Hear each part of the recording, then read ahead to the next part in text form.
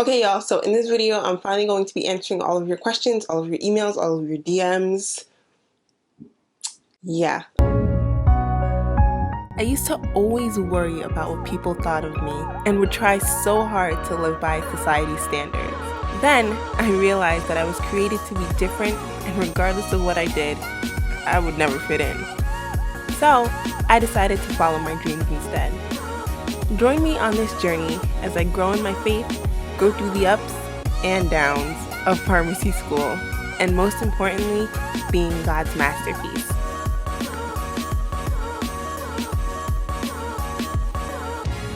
I'm sorry, I get so busy, so it's hard sometimes to respond to your questions, and I realize that sometimes I get repeat questions, so yeah, I'm just gonna go right into it and respond to your questions. So the subject line of this email says thick skin.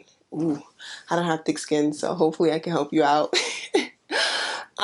Hey, I'm glad everything is going well for you. Thank you. I work in the hospital and I like the work, but people there are so mean. And all through the day, I pray that God gets me through the day. How do you manage or how do you inherit tough skin if you're so sensitive?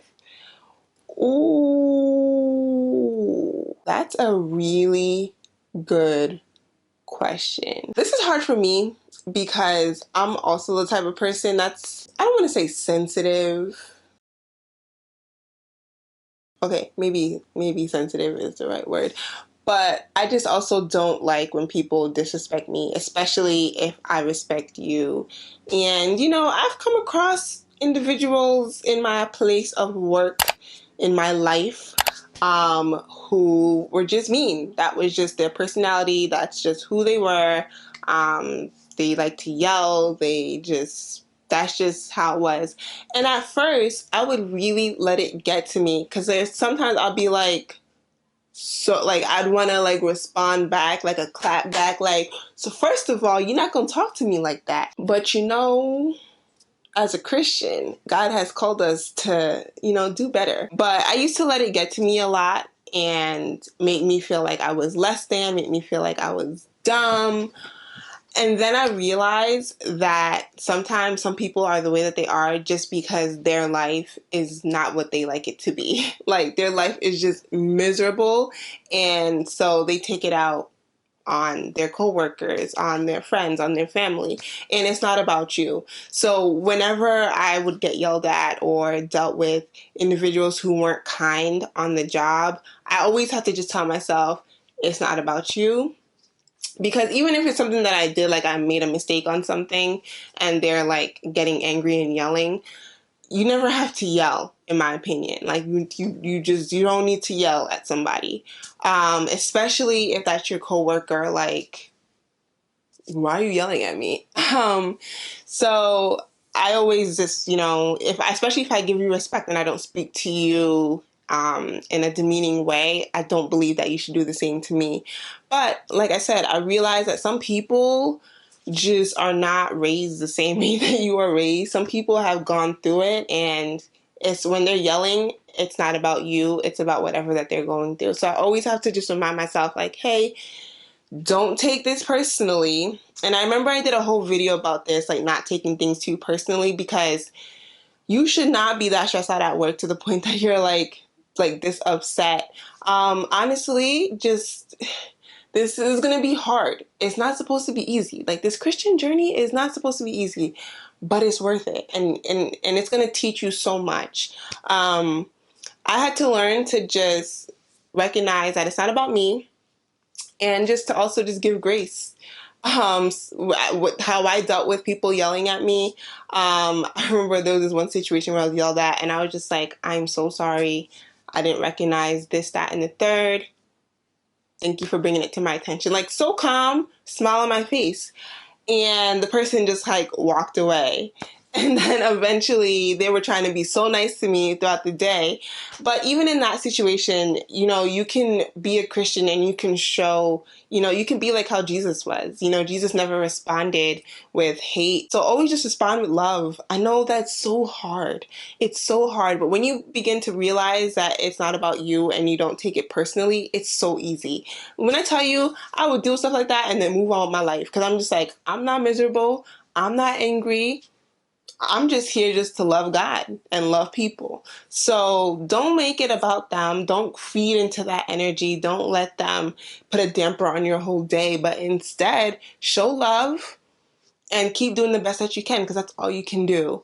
But of course, if you are being harassed or if you are dealing with things that are just very uncomfortable, you need to speak to the right people, talk to HR. Sometimes you have to sit down and talk with your boss. Try not to address things via email because the tone gets lost in translation, and sometimes things are said and they're understood in a different way. Just don't handle things via email. But yeah, show love even when they're not showing love to you. Yeah, it's hard. It's hard, but when I tell you you're gonna grow so much just by doing that, I truly did. So yeah, and I'll also link above here the don't take it personally video. I think that'll be really helpful. Okay, let's see. Okay, the subject line of this email is PCAT score. Hi, I recently discovered your channel a couple months ago and I love it, by the way. Thank you. I really appreciate you watching. You're so inspirational. Okay, now you be extra. Oh my gosh, you think I'm inspirational? Oh. Thank you so much for your kind words. I'm a rising sophomore in college and I'm planning to pursue the 6-year program that my school offers for pharmacy. I took the PCAT Friday and I failed it. I'm trying to apply early for early decision by September 4th, but now I'll probably just have to wait and apply for the regular decision. My score really hindered my plans and now I don't know if I should pursue pharmacy or not. I don't want to change my major, but I kind of feel as if I'm dumb. It seems like something always gets in the way, and I don't know if this is God telling me to change my major or not. Sorry for the book, LOL, any advice? Do not ever apologize for sending me a long email, and this isn't even long. So, I don't know if you saw my other video about my PCAT score, and if you haven't, you should go watch that. Because if you were to know the score I got the first time, I looked at that score and I was just like, yeah, so we're gonna have to do something else because pharmacy is not it. My score was bad. I cried in my car for a while. But then, I don't know, I got this urge to just be like, you know what? No, we're gonna try this again. We're gonna study, it's gonna be fine. So I signed up literally a day later to take the exam again. And I studied a little harder because the first time I didn't really study as much. And I took the exam and did a lot better. Well, not good, but better. So first of all, you're not dumb. You are not dumb. Standardized exams they're just different. Do not feel dumb. What I would do is just figure out the areas in the exam that you did the worst and focus on that in your studying. I would get the Princeton Review book. That book was really helpful. Taking the exam once really helped me a lot because when I took it again, I felt like there were similar questions and repeat questions and things that I remembered and I had looked into when I was studying. So just consider this a rough draft. The first draft is not going to be that great, but you can, fine tune some areas, fix some things, and take it again and do a lot better. So I believe in you. Unless you honestly really feel like God is telling you to change your major, I don't think that you need to. I would take the PCAT again, and honestly, you already go to the school that has the program, so you already kind of have that foot in the door. I would talk to the admissions counselors in the pharmacy department. I would become friends with them.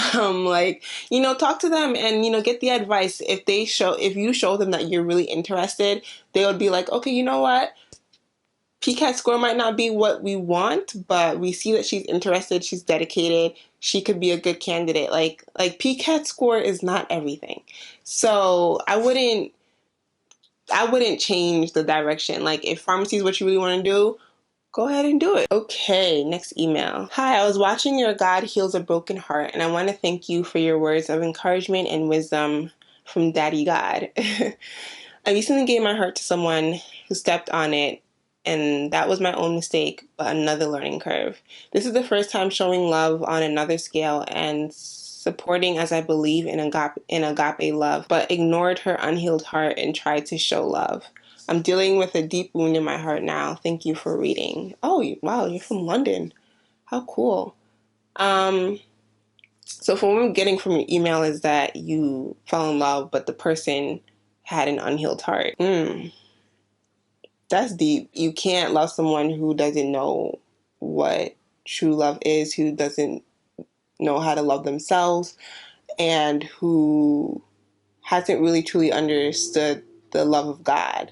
And that was something that I had to learn. Like, you can't expect someone else to love you if you don't even know how God loves you. Like, if you don't even understand that concept, and that if you don't love yourself, because someone who doesn't understand what love is going to expect you to be that example of love, and they're going to put expectations on you. They're going to expect so much, not realizing that those expectations they should be receiving from God.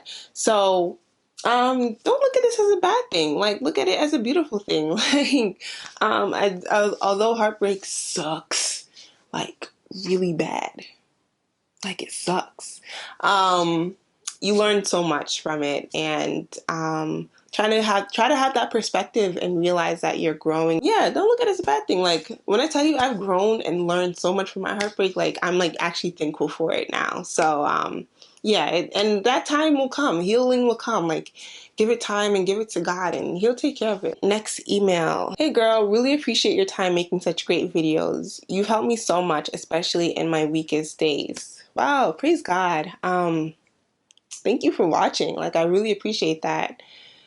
I have a question. I will start pharmacy school next semester. Hope you make a video regarding how to get. Oh, I don't think you finished that sentence.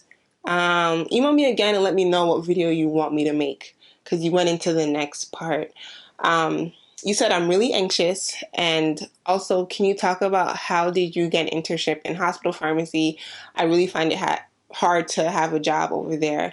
Thank you for your love and support. Thank you for your love and your support. Okay, so I think I did a video on this about being anxious, being scared to start pharmacy school. Don't be scared. I think a lot of the fear is just because you know that the coursework is hard, and you know that a lot of people talk about how difficult pharmacy is.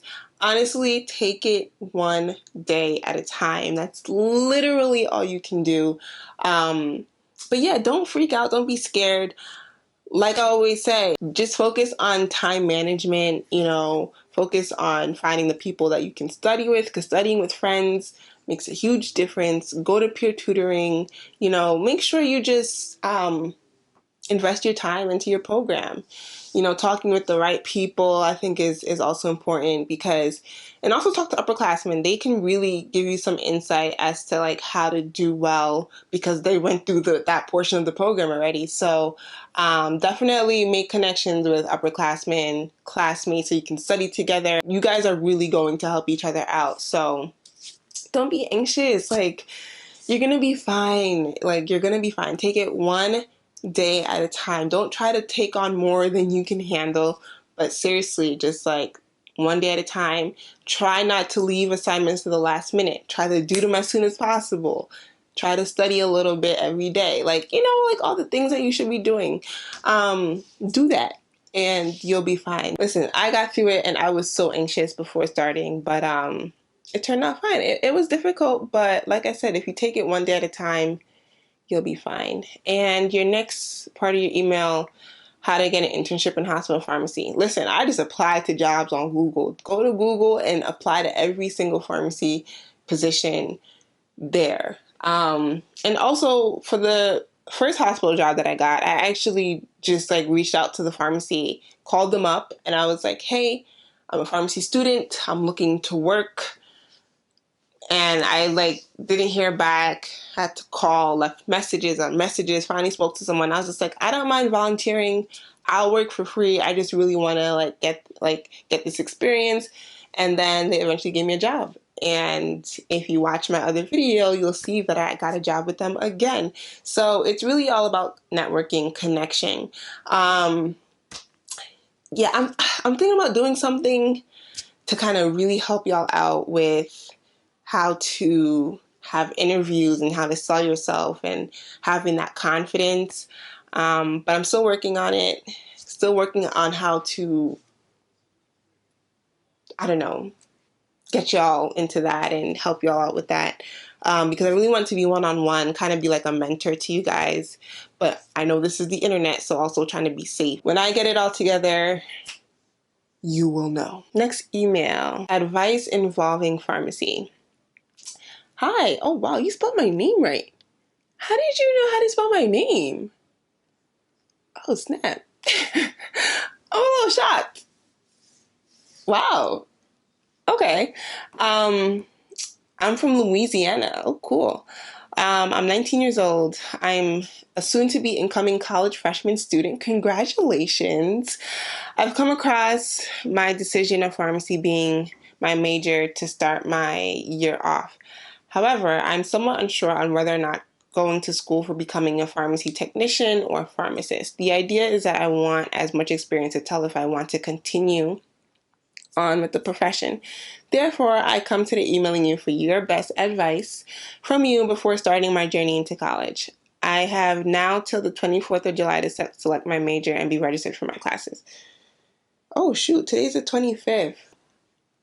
I'm so sorry.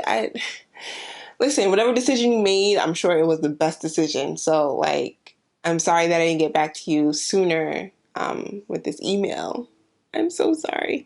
I'm so sorry. I like your personality, passions for God, and your job career, and I feel like we have things in common. Oh, like what? Let me know what you think we have in common. I'd love to know. But thank you for watching my videos. I feel free taking all the tips I need to jot down from you. I surely would appreciate it. Okay. So you're trying to think if you want to do pharmacy or pharmacy technician. I would say pharmacy. I think that it'll be a little more rewarding to be a pharmacist. You can try out being a pharmacy technician without even having to have that as your major. You can work at a retail pharmacy right now. You don't necessarily need to have a college degree to do that. I know some places require that you have your certification, but if you're in school and you have extra couple hours a week, I would work at a retail pharmacy, or even if you can get your foot into hospital pharmacy. I don't know how flexible hospitals are if you're not a pharmacy student, but I would definitely work in a pharmacy setting. That's the best way you're going to kind of get a little bit of an idea. Not everything, because I worked in a retail setting and I kind of was like, wow. It was just overwhelming at times, but that's not a representation of every area of pharmacy. So, but just to get your feet wet, just to see if being a pharmacy technician is something that you're interested in, or even being a pharmacist, I would work at a pharmacy to get that experience. If you're going to do pharmacy, some of my tips to save you some money. If you go to a private school, it's going to be a lot. So I would go to a state school. I would do your undergrad. Save yourself a lot of money. Become an RA, so you don't have to live for housing. You don't have to pay for housing. Yeah, and then go into the program, but that will be an extra 2 years. There are some accelerated pharmacy programs, so that could also be an option. You could do 2 years at an undergraduate program, community college, or I know a girl who went to undergrad, but she only did 3 years or 2 years. She just got the prerequisites she needed for pharmacy school and then transferred into the 4-year program. And so she still did that 6 years, but saved herself like a good like $80,000 by, going to an undergraduate program. So I would just do that. It doesn't really matter what major you choose for pharmacy school, as long as you have the necessary prerequisites. That's all you need. I responded to this email, but I also do want to talk about it on my channel because I thought it was a really good question. So I'll just read it, even though I already responded to you, but I think this will be good. Hello, thank you for having a YouTube channel, which has deepened my desire to become a Black woman pharmacist. Yes, girl. In August, I'll be starting my P1 year, and I am a natural hair girl. I normally wear my hair in a wash and go style, high puff, or box braids. What is your opinion on how to wear natural hair at a prominently white pharmacy school? Thanks for your time and consideration. Wear your natural hair and flaunt it and walk boldly because that's your hair. And I don't believe that any school or anyone should tell you how to wear your natural hair. I wear my natural hair at my school, and my school is predominantly white, and I wore wigs. I didn't experience anyone saying anything to me. And even if someone does say something to you, why is it that you can wear your natural hair and I can't? That's a question that you can ask. The only thing that I will say is that for labs, sometimes you have to wear, like when we do the garbing for like the IV room, you have to like wear a, what is this called? Oh my gosh, why am I drawing a blank?